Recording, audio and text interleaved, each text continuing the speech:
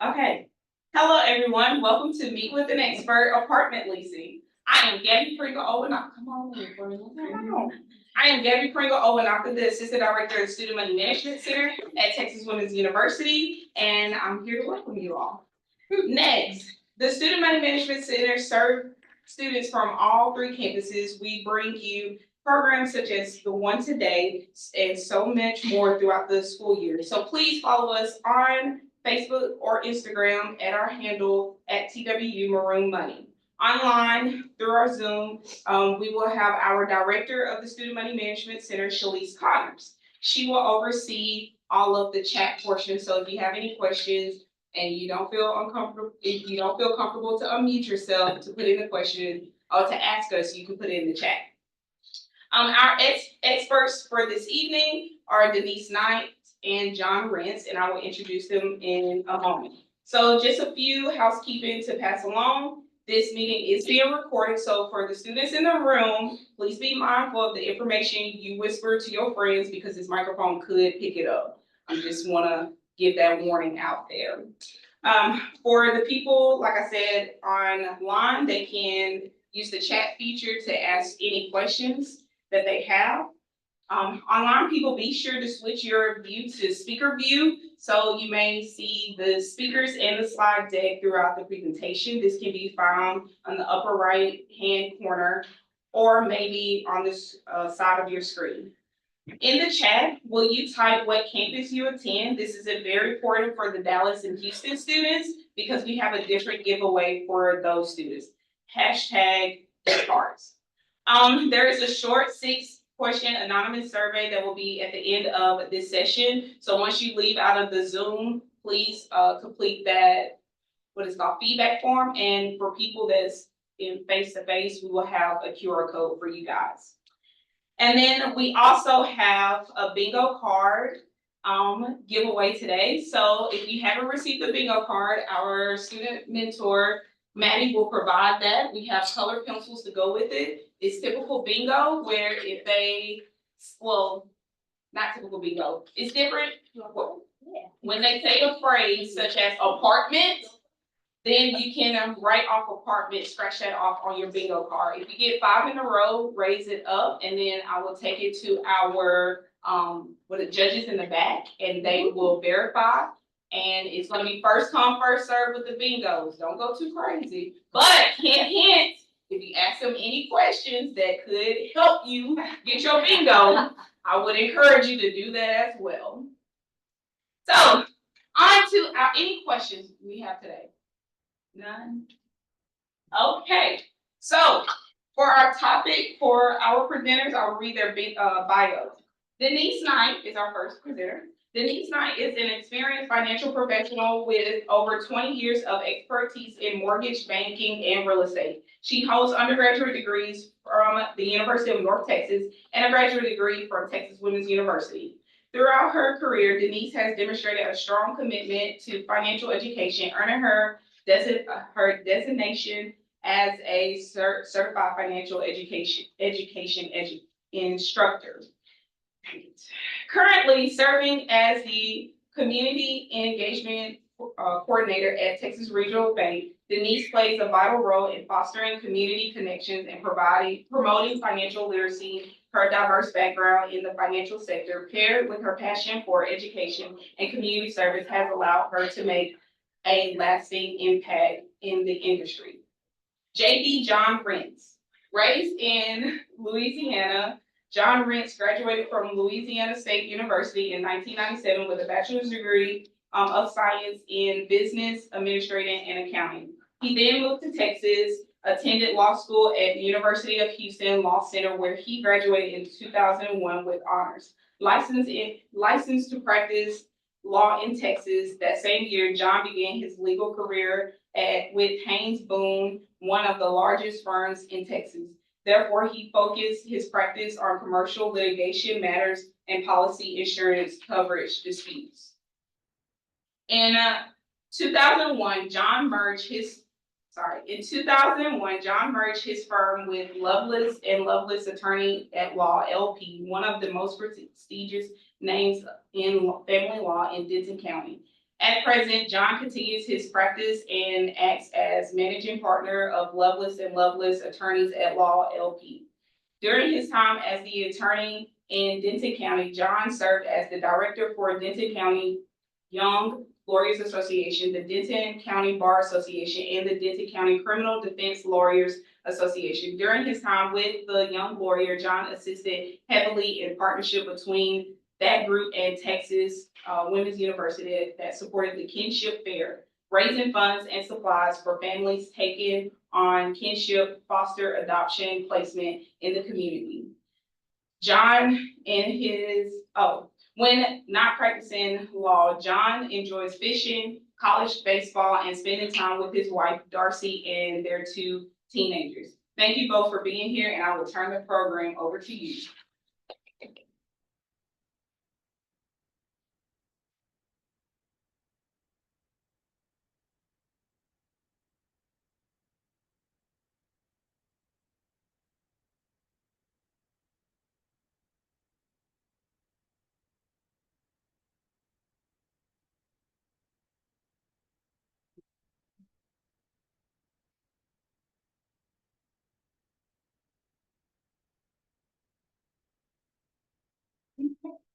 All right, well, I'm so happy to be here, y'all, and love to make this interactive. So if you have any questions, comments, anything throughout, feel free to just participate.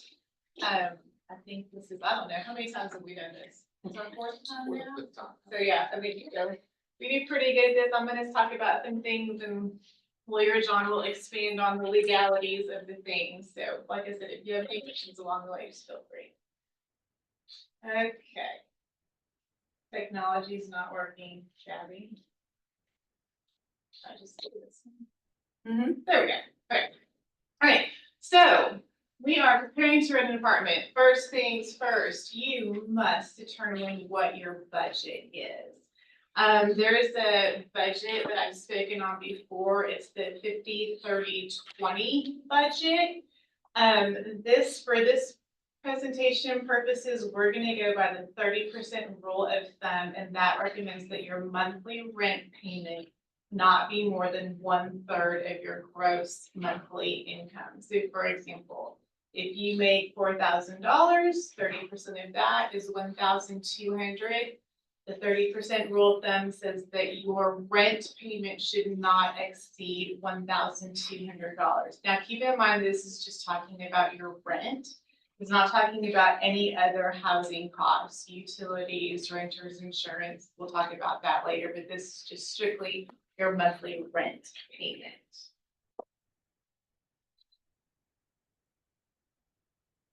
There's also going to be some upfront costs. You don't get to just go rent an apartment. There is a process that's involved in it that you're gonna have to pay.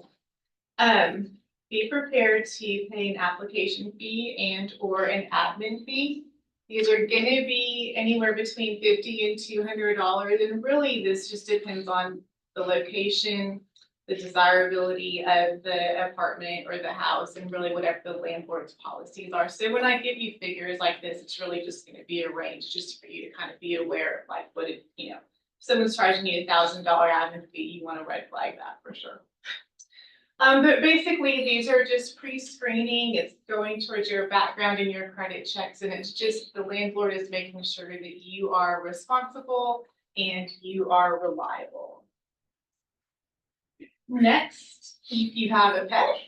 Oh, sorry, yes, real quick. Also, just to add, usually it's per person as well. Like for the application fees, like if you're going with roommates, it's not like, oh, it's just one application that we're submitting. It's like $50 per person that lives there. Yes, good point. So because it is geared toward your background check, your credit check, your application, your references, yes, it is going to be per person if you are planning on renting with roommates, because it is individualized to you.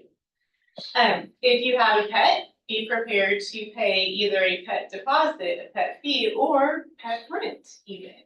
So a deposit is going to be anywhere between $200 and $500. The deposit may be refundable, may be Larry John will talk about ways to make sure that you get that, but just keep in mind that a deposit is not a guaranteed refundable, but it may be.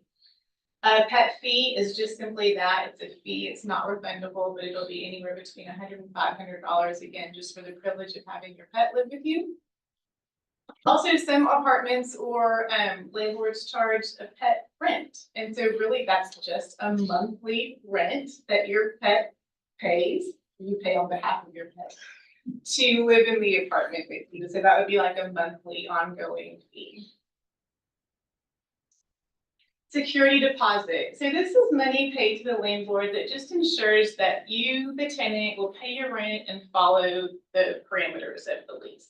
It's usually 1 month's rent. However, there is no limit in Texas as far as what that charge is, but just be prepared. It's going to be around about 1 month's rent.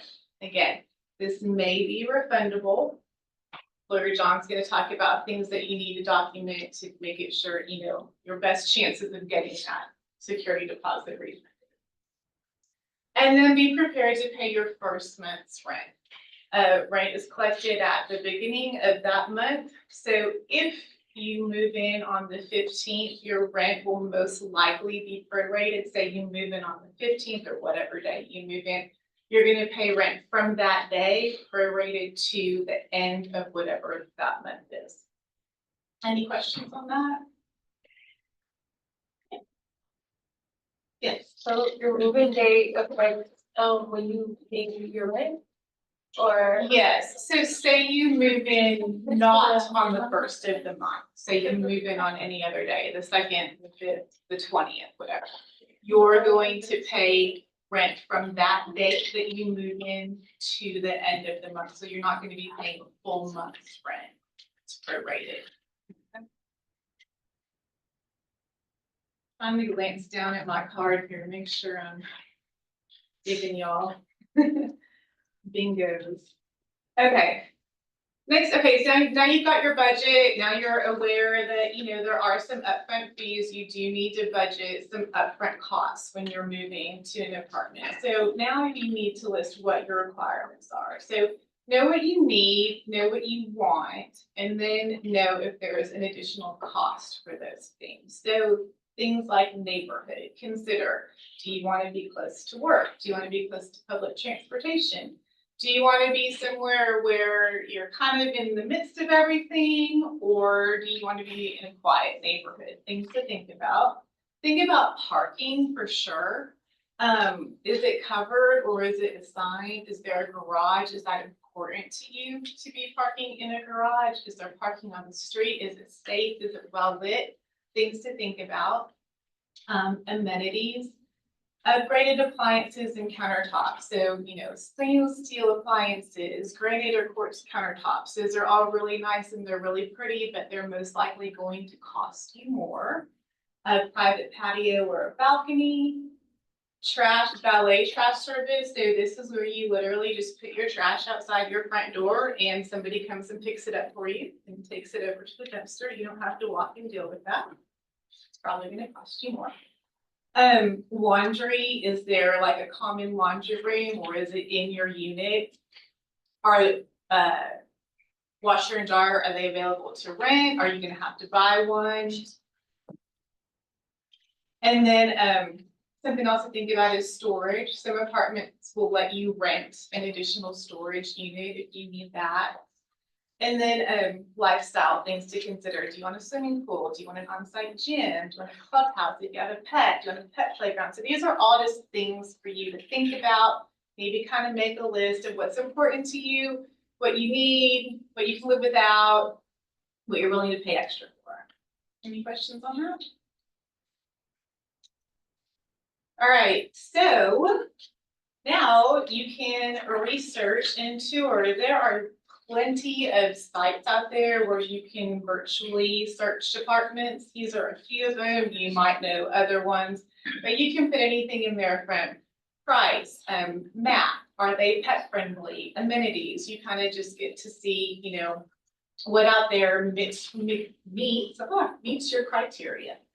But the most important thing when you're doing this is the budgeting golden rule. Do not break it. If you cannot afford the rent, do not go look at the apartment.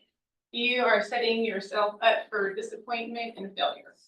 You're gonna go look at something that you love, you can't afford it, you'll convince yourself that you can, you'll think you'll sacrifice. Or, worst case scenario, you end up not being able to pay your rent, and then that sends you into a whole other downward spiral. So if you cannot afford the rent, do not even tempt yourself by going to look at the rent. Things to think about: utilities, are they included or not? So utilities are these things: electricity, gas, water, sewage, trash, Wi-Fi, pest control, all of these things. How much your utilities are and how you pay them depends on if they're included in your rent or not. Sometimes utilities are included in your rent, sometimes they're not. Just make sure that you ask the property manager what you're responsible for. Budgeting rule of thumb: if your utilities are not included in your monthly rent, make sure that you budget about 7% of your monthly income for utilities. Yes. Is there typically a fee you have to pay before, for your utilities, like a deposit? I'm glad you asked that. Additional concerns. Yes, utility deposits will most likely be required if you're setting them up yourself and it's not part of your monthly rent. Be prepared to pay a utility deposit of some sort. Another financial consideration is renter's insurance. A lot of landlords require renter's insurance, so just make sure that you budget that in. It's usually really reasonable, about $20 a month or so. If you have car insurance, you can bundle it. But it protects you. It protects your personal property. So, say the apartment above you floods and the floor falls in and ruins, your living room furniture. Well, your renter's insurance is going to pay for that. It's also going to protect you from accidental damage to property or people. So again, say like you have a party, there's a rager going on, somebody trips and breaks their arm over your coffee table, your insurance is going to pay for that so that they don't sue you. It's also going to cover living expenses should you be displaced. So say that flood makes your apartment not livable, your renter's insurance is going to cover for X amount of days for you to live somewhere else. So make sure that you're budgeting for that. Again, it's really reasonable and totally worth it. Think about moving. Does anybody know how much moving boxes cost? They're not cheap. Moving boxes and supplies, are you gonna hire professionals or are you gonna recruit your friends to do it? It's probably easier to buy them pizza than pay to have a mover, but these are just things that you need to think about. It does cost money in some form or fashion to move. And then also think about furnishing too. I mean, if you're coming from a dorm where everything's been furnished for you, you're gonna need stuff, I've moved several times thinking like, oh, I'm not going to buy anything for my new house. I already have everything. Not true. You find things that you need or things that you want or what have you. So just bear in mind that you're going to need to be furnishing this new place of yours. Another thing to consider is to have a roommate or not. A roommate can lessen the financial burden, but can become a mental burden. So, have you ever heard don't live with your best friend? Think about it before you live with your best friend. I lived with my sister. It worked and it didn't work. So, but living with somebody is a whole nother level than just hanging out with somebody. You have to see that person. You have to share your living space with them. So, certainly think about it, ask these questions, are you a smoker? Do you have pets? Do you want pets? If your roommate has a pet, it's gonna become your pet too. So just consider that. What's your daily schedule? Do you get up early? Does your roommate go to bed late? Is that gonna affect you? How important is cleanliness to you? That can be a point of contention. Do you like to cook? Not just like making noise in the kitchen, but like cooking smells. So think about that. Overnight guests, come to an agreement on that. Do you like to share? My hairbrush is not your hairbrush. I don't want you to think that it is. So things like that. Any questions? And then finally, gather your paperwork. So you've set your budget, you know what your upfront fees are, you talked about utilities, you've decided if you want a roommate or not. Now you're ready to apply. Know your credit score. It's a good thing to know. It's really gonna depend on the landlord's policy, but about a 650 credit score is where you wanna be. It can affect things like your deposit. It can affect things like whether, you're approved for the apartment or not. So just have a general idea of what your credit score is. You can get that. I mean, most people, I'm sure y'all have the apps like Credit Karma, even if you have a credit card or something like that, it shows you what your credit score is. You're going to submit your application, be prepared to provide proof of income. Again, this is going to be not more than 30% of what your pay is.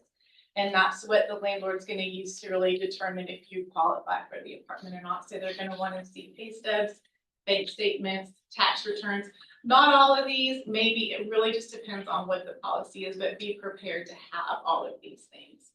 A photo ID, and then any rental history or references. If you haven't rented before, you can have other references.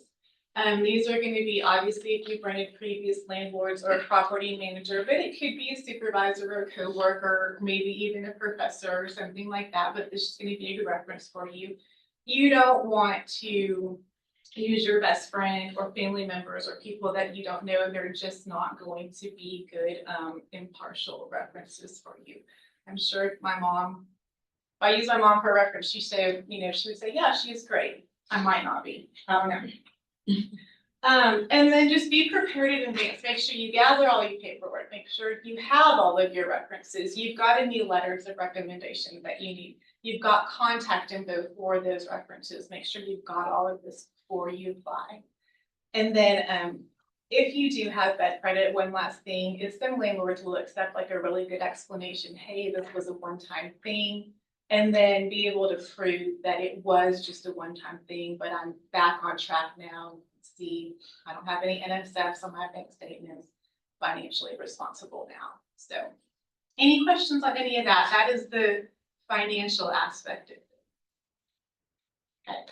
Well, again, my name is Denise. Here's my contact info. If you have any questions, feel free. And Gabby, are you wanting them to stand on this? Not yet until John. Okay. I'll turn it over to John. Well, good afternoon. I am your student legal service advisor. So for all of our students on all 3 of our campuses, be aware that you have a lawyer. If you have any questions, you can certainly contact us at Student Legal Services and set up an appointment to discuss everything in the attorney-client privilege attaches. It is all confidential. But today, one of the things we want to talk about is Denise gave you a great opportunity to understand the financials of what's going on when you have to look at off-campus housing. Tomorrow, if you are on the Denton campus, you actually have an opportunity to put that into play. We have our spring apartment fair, off-campus housing fair, where a lot of the local vendors are going to come out and try to woo you and convince you that their place is where you want to live. It is a good opportunity to go out there, even if you're not looking right now, but intend to be looking in the future. It's a good opportunity to get out there and see what's out there. And our theme, I think, this year is superheroes need super places.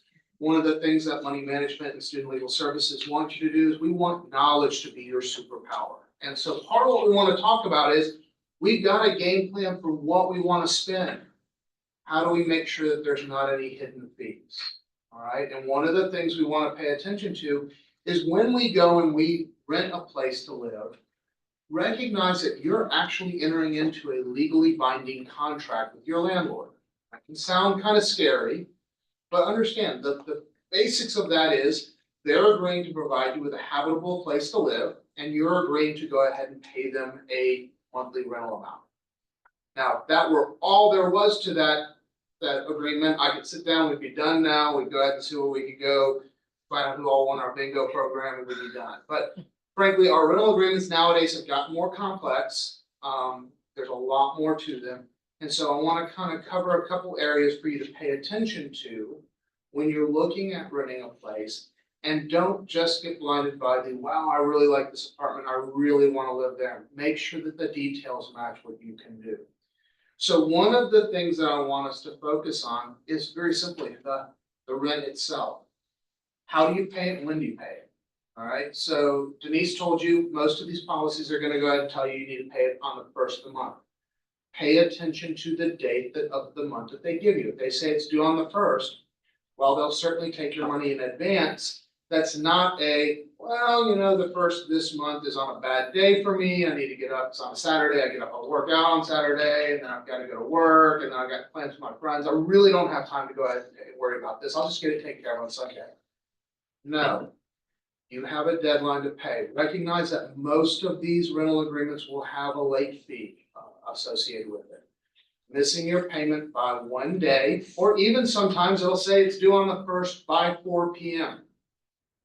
You pay at 4:01, you may be subject to that late fee. That late fee can be a simple dollar amount, $25 or $50 that they go ahead and charge you just for being late. It can also be a percentage of your rent. So it could be 5% of whatever your rent is what they're charging. That amount can accrue over the course of time. They can assess a smaller amount, but it could be a daily amount. So that every day that you're late, they're charging you an additional amount. Be aware of that and make sure that you pay that. Also be aware that those late fees apply to the entire rent for that contract. So if you and your roommates are all signing the same rental agreement, meaning you're renting the entire unit, and I separate this out because we do have some apartments in the area that will go ahead and will rent individual rooms, and you all have a common shared area, but you're only renting your one room, and you're not guaranteeing who your other roommates are.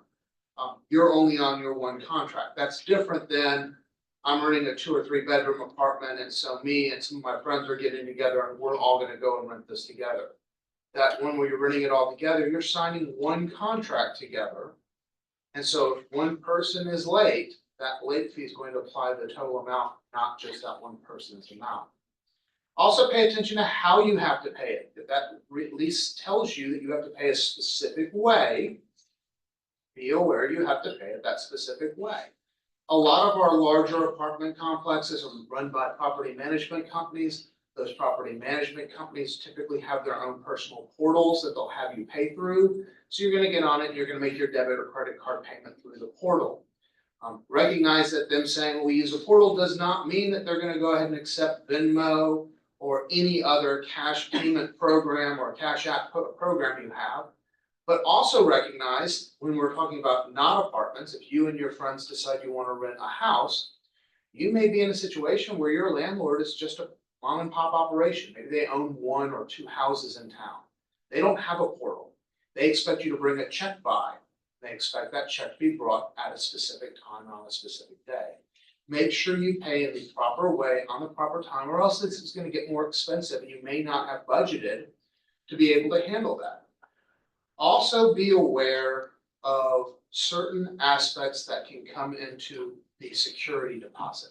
All right, so at the beginning, we pay the security deposit and it's a whole lot of money, and we pay that with an expectation of getting it back. All right, so part of that is we need to know 2 things. One, we need to know and document the condition of the apartment or the residence when we move in. One of the things I recommend to everybody is, we all wander around every single day, a lot of us just staring at the screens of these little computers we're carrying in our pockets. They make great devices for recording the condition of places we move into. So when you come in and you start looking through that apartment you're gonna move into, and you notice maybe there's a little bit of off color on the wall where it looks like somebody colored up a spot that they had a nail in. Maybe you look on the carpet, you notice it looks like a little bit of a stain where something got bleached or such. Document that. Point it out to the landlord as well so that they can be aware of it. Make sure you check that everything's working. Is the refrigerator cooling? Does the oven turn on? Is the stove working? Make sure that everything is working before you move in, So there's no question about, one, that you're okay with what you're moving into. It's a really great idea to say this is a really beautiful apartment, but it has no working air conditioning. The refrigerator doesn't actually work and I can't cook anything in it. All right, now it's not sounding as such a great idea, especially if they're charging me $2,500 a month in rent for me and my 3 friends to move into. You want to make certain that it works, and you want to make certain that the condition, even if you're okay with it not being in perfect condition, that you know that that was the condition that it was in the beginning, because at the end, when you move out, you're gonna want to be able to show a year later that those things were not caused by you. You don't want to lose your security deposit because the landlord says, well, look, I'm seeing some scarring on the wall, or I'm seeing some stains on the carpet. We're gonna have to replace that carpet. That carpet's gonna cost $600 to replace the carpet in that one room, when you didn't do anything to cause damage to it. So we want to be aware of those aspects and what we need to have. Similarly, when you go to move out, document again what the condition of the apartment is when you move out. We want to be clear that when you leave, that anything that happens after you leave is not then taxed against you. One of the things we have to recognize is that that security deposit exists for the purpose of going ahead and making the landlord whole in 2 situations. One, if you fail to pay your rent, they can go ahead and take that security deposit to offset the loss of rent. But more importantly, it's for any damage done to the unit or the house that is done beyond ordinary wear and tear, all right? Here's the concept. We pay 2 different amounts of money to somebody when we go ahead and occupy their space. We pay rent and we pay a security deposit. The rent covers the ordinary wear and tear. So what ordinary wear and tear is, I open the door, I walk in, I use my appliances on a daily basis, and I use everything in the way it's intended to. I don't do anything that's damaging it, I don't do anything that's odd, but constantly just using something, it's gonna wear out. We see this with all sorts of things we have. You have a favorite folder that you always used to keep your stuff in, and the binder on it's starting to rip, and you start noticing that it's not holding up together. We see that with cars. You may really like our car, but after about 5 or 6 years, all of a sudden you're gonna start seeing that car is starting to not be quite as great as it was before, even though you've never been in a wreck and you've been doing all the general maintenance. The same thing happens in a house or an apartment. That is covered by your rent.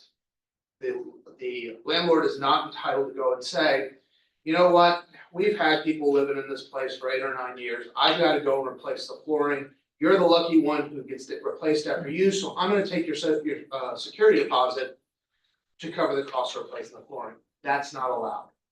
It is allowed if you've done some damage to it. So I wanted to hang nice pictures in my apartment, and so I went ahead and put nails and screws in the walls. And then when I went to move out, they're going to have to go ahead and patch those. They're entitled to go ahead and charge you for that. Along with that, let's also pay attention and read what it says about the cleaning fee. Let me be clear, the expectation for an apartment as far as cleaning is not what you would clean to go ahead and make it feel like it was good for the next day. It is the idea that it is clean to the level that somebody walks in there and thinks that nobody has ever occupied that unit before. We are talking about an incredibly high level deep cleaning. More and more apartments nowadays, we are seeing where they are just flat out including in there that upon move out that they will assess a cleaning fee and will take it out of your security deposit. And that's part of your contract. You signed it. They said they're gonna take $300 for that. Then you've paid it. Don't spend your time doing the extra cleaning because you've already paid for that extra cleaning. Be aware of that if that's in your contract. If it's not, be aware that if you're gonna try to avoid having to pay a cleaning fee, we're talking about going ahead and steam cleaning carpets. We're talking about going through and making sure that there is no dust, that there is nothing else, and that everything is up to par, changing the light bulbs before we leave. There's nothing burned out on it, making sure that everything is done right. Your security deposit, within 30 days of you leaving, they have to go ahead and return the security deposit to you and or provide you with a list of costs that they are saying that they are deducting from it. Based upon whatever they're saying has to happen. Now, some of that can flux. If there's significant damages, they are given a reasonable amount of time to go ahead and get a contractor in there to go ahead and say what the cost would be. So they can go ahead and hold that money pending that, but again, they've got to be able to identify it, they've got to give you an opportunity to respond. And if you think that it's not appropriate, you of course have the right to go ahead and take them to court and say, no, that money is mine, they don't have a right to have it. But be aware of how to get that security deposit back. The other hidden costs, and Denise talked about both of them, that is out there, is our friends that we choose to live with. Both roommates and those little furry critters we call pets. They both have costs. More and more we're seeing with pets, we're seeing pet rent. Pet rent used to never exist. What we used to have was a pet deposit. That was the only thing they ever talked about. And they would tell you, we charge you a pet deposit, or we're going to go ahead and decide whether or not you get it back. Let me be clear, you never get it back, all right? Pets are incredibly hard on apartments. Sharp nails, when they're running around things, they're gonna damage stuff. And that's not even saying I've got a dog that chews. That's not even saying I have an animal that had an accident on the floor. Just the general nature of animals tend to be harder on flooring than people are. As a result, I have honestly not ever seen anybody successfully get pet deposits back, because over the course of a year, having a cat or a dog, now maybe if you have a caged animal, it may be different. But if you have an animal that's going to be running free in your apartment or your house, be prepared not to get that deposit back. Pet rent is kind of come in on the idea that they don't even want to have the conversation anymore, and instead they're just going to say, here's the cost. We are now actually seeing both. The idea that they're treating it just like you. Here's your pet security deposit, and here's your pet rent. Now, if we see that, recognize again, it works the same way as you. The pet rent is the standard general wear and tear that pet has on the house. The pet deposit is your pet pees on the floor, and the ammonia from that pee goes ahead and stains the carpet, stains the hardwood. That pet deposit is going to be part of what goes into that. It may be expensive enough that it also starts coming out of your security deposit as well. We also then have our roommates. And so Denise pointed out a lot of really good things that you need to think about so that your mental health can survive having that person that's occupying the space with you for this next year as well. But recognize there are legal aspects and costs as well. When you sign your lease, you sign that lease saying that we agree to be jointly and severally liable for the rent. All right, what that means is if our rent is $2,000, we are each responsible for that $2,000. There's not that there's each person paying $2,000, there's a total of $2,000, but the landlord has the right to go to each and every one of those roommates and say, I'm gonna hold you accountable for it. So what that means is if you are the very responsible roommate, you've got a good job, you're working hard, you're making sure that your rent is paid on time, and maybe your roommate's a little bit more lackadaisical in approach of life, and they don't get things paid on time. Recognize that the landlord can come and look at you and say, I'm gonna hold you responsible. You owe $2,000. This hasn't been paid. Also recognize that you can be evicted for your roommate's failure to pay. You all sign that you're gonna pay this entire amount together. If part of it's not paid, you both can be evicted out. It is not a, well, you paid yours, so I'm just gonna evict your roommate. Also recognize that one thing that we run into when we talk about friends that are gonna be roommates while we're in college is what happens if school's not going well for them. Sometimes we know people that they make it through a semester and then something happens at home, or maybe their grades aren't good enough, maybe they can't afford to come back the next semester, and for whatever reason, they're not gonna be there for the spring semester. Well, the landlord's not gonna be looking at it and going, well, that's fine, I'll just charge you half the rent for the next 6 months.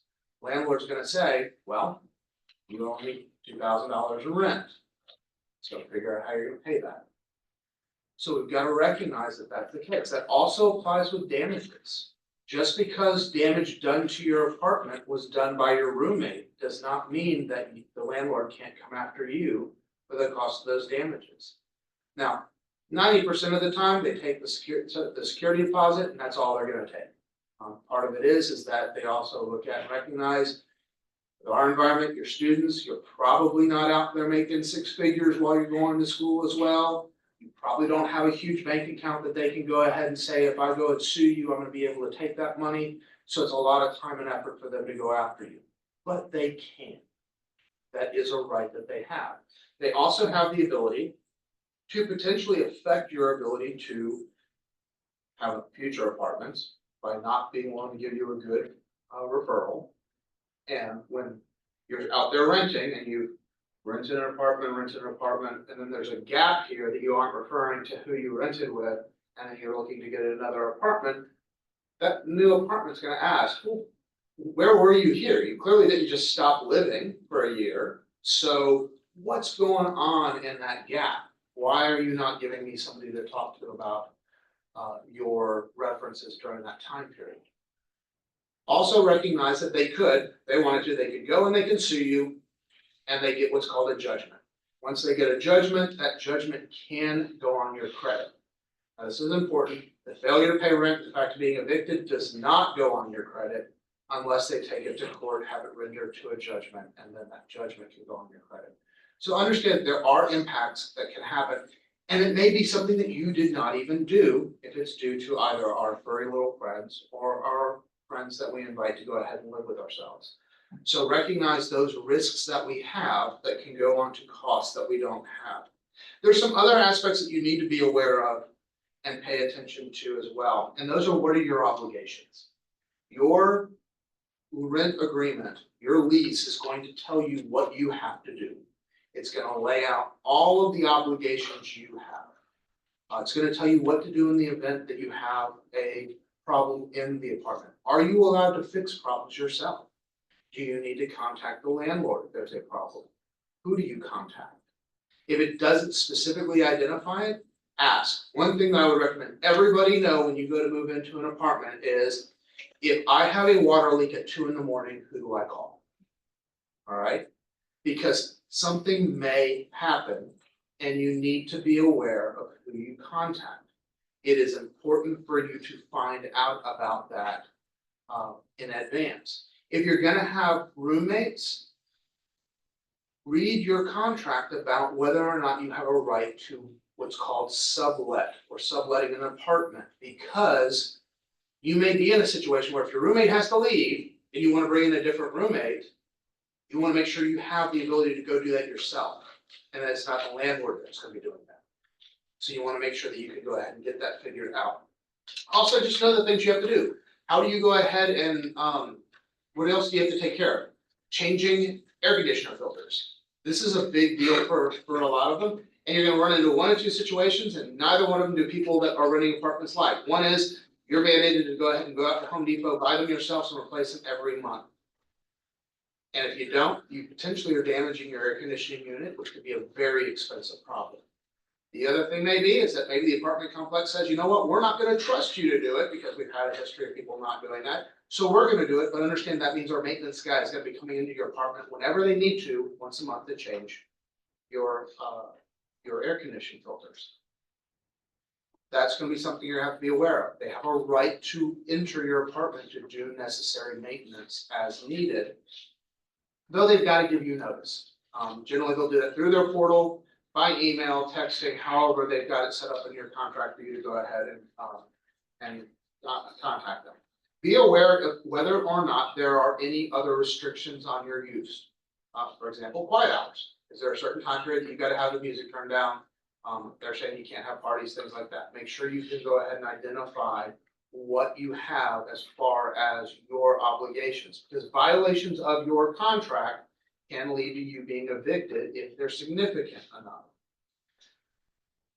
Finally, we want to make sure that you recognize how to move out. All right, so one way that people oftentimes end up with the costs that they did not expect is they say, all right, well, I signed my lease ends on May 31st. So I'm good. On May 31st, I'm moving out, and I'm gonna go ahead and have another place that I'm starting up to rent, because if we decided I'm gonna, so my friend's got a better place, they had a roommate that graduated, there's now a spot for me there, I wanna move over there. Look at your lease. Even though your lease is signed for that 1 year, they almost all have a clause in here that says you have to provide us 30 days notice before you can move out. If you fail to provide us 30 days notice, this lease becomes a month-to-month lease. meaning that it keeps going. It goes on a month-by-month basis at that point in time until you provide the notice. Same thing with them. They've got to give you notice before they can go ahead and have you revoked, unless they use a court process of having you evicted. So for example, they can't in the middle of your lease say, we've got somebody who's willing to pay more money, so we want you out. They're contractually obligated to provide that space for you for the time period. But they often are required to tell you as well, at the end of this month, we are not renewing your lease. And that's an important thing to recognize. You don't have a right to occupy space in Texas. Some states do, but Texas does not, which that means that at the end of your lease, if your landlord's decided, you know what, you have, over the course of this year, contacted our office 50 times to complain about small things that we don't think are that big a deal, we're letting you know, we're not gonna invite you back to be a tenant of ours afterwards. That is their right. But they do have to give you notice so you have an opportunity to find your own place. I'll make one final caveat, and that's gonna be on renter's insurance, because Denise talked a lot about it, and what she told you is exactly why the landlord wants you to have it. But I have my own little personal issue with it, and that's the fact that they want to use that for them. And I want you to recognize it's not that way. I want you to think about renter's insurance the same way you would think about your car insurance, okay? Renter's insurance exists for two situations. One, to cover you when you did something wrong. It's also there to cover you when there is no money from anybody else to take care of you. It is not there to cover you when somebody else does something wrong and they have insurance. So if your landlord does something wrong, it is not your renter's insurance that's responsible. It is their property insurance that's responsible. Don't let them tell you, oh, well, you've got renter's insurance, that's who you have to use. That's not true. You have a right to look to them as the responsible party to do it, because just like car insurance, if you have to make claims on your renter's insurance, that relatively reasonable cost renter's insurance can start to go up. And what we've also started seeing is they can also deny you coverage. They don't have to agree to offer you renter's insurance. And that can be a big deal when you start looking around at all these apartments that want you to have it, if you can't get it because you've made too many claims on your renter's insurance.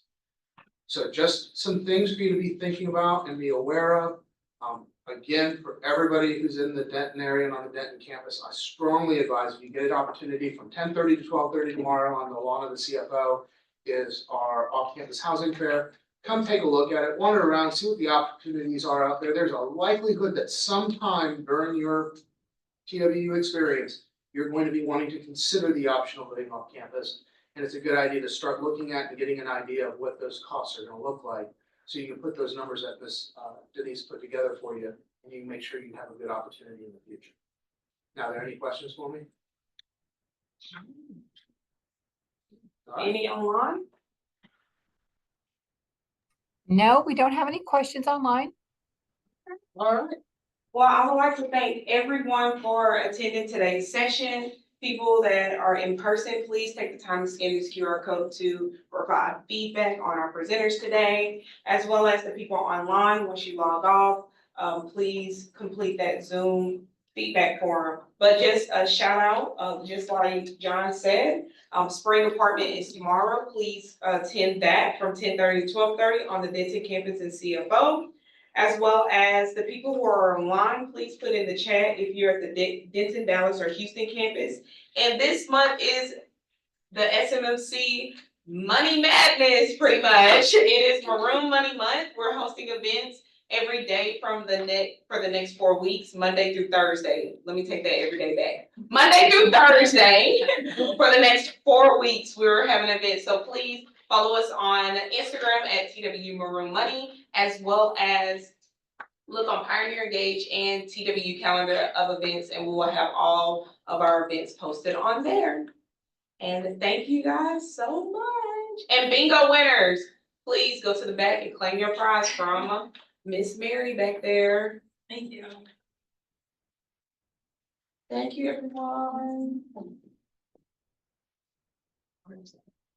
Let me get like a picture of you and that roof or something.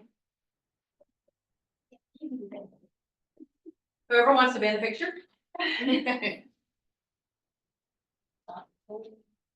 You know this.